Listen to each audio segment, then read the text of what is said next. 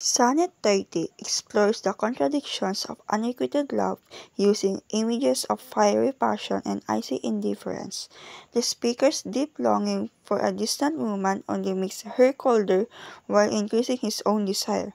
Despite this struggle, the poem shows how love can overcome the laws of nature, portraying it as both powerful and puzzling. Sonnet 30 explores themes of love, loss, and time.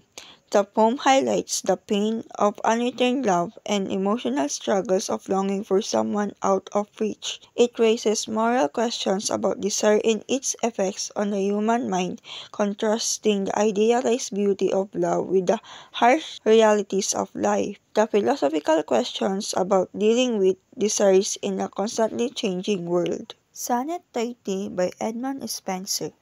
Edmund Spenser, an English poet, wrote My love is like to ice and I to fire, also known as Sonnet 30, in 1595, to express his feelings about the courtship and marriage of Elizabeth Boyle. In this poem, Spenser describes his love for his beloved and how he meets her indifference with passionate pursuit. He uses a metaphor of ice for his beloved's coldness and fire for his own passionate love. These lines convey the message that one should put effort into winning the heart of the one they love.